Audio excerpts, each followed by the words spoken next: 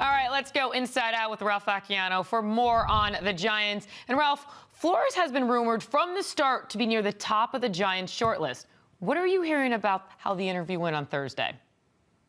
Well, first, what we always hear is that it went well, right? And they never come out and tell you that, oh, it was a disaster. So, yeah, it went well. What specifically I'm hearing is that he didn't hurt himself at all with any of the answers to the tough questions, because going in, John Mara on Wednesday had made it clear he wanted to ask Brian Flores what went wrong in Miami, specifically with his reported rift with their general manager, Chris Grier. I mean, there were a lot of issues that seemed to have led to Flores firing, from his relationship with Grier to his relationship with their franchise quarterback Tua, to his relationship with assistant coaches that he seemed to churn through, especially his coordinators.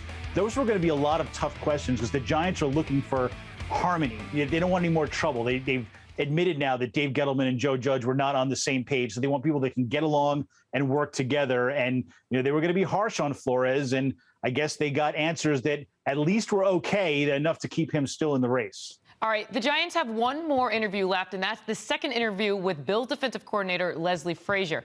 Ralph, how serious are you hearing he is as a candidate? He's a mildly serious candidate. I think he's probably running third right now to Brian Daboll and Brian Flores.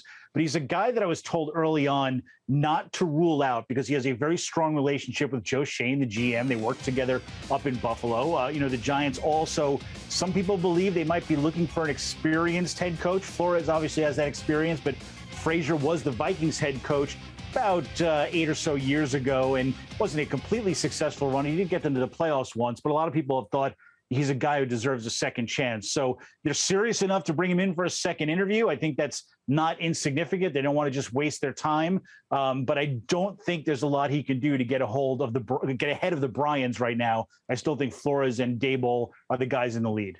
All right, so during Shane's first availability, he said the Giants could make an official hire by this weekend. Is that timeline still looking accurate? Yeah, it is. I think you're going to have a coach in place by Saturday morning for a couple of reasons. One is they do want to start putting the staff together, and we're into the offseason now. The Senior Bowl starts next week, and they want to get moving. Another is they're basically done. There's no indication that they want to expand the search. They like the candidates that they've had. They like the choices that they have. From what I've heard, they like, even after the interviews and everything, all the research, they like Daboll, they like Flores. So unless something comes up that makes them think we're really making a mistake here, there's no reason for them to wait. I think as soon as Frazier is gone, they're going to huddle, make a choice, and by Saturday, that's going to be it. Finally, this Giants offseason of searching for a new regime will be over.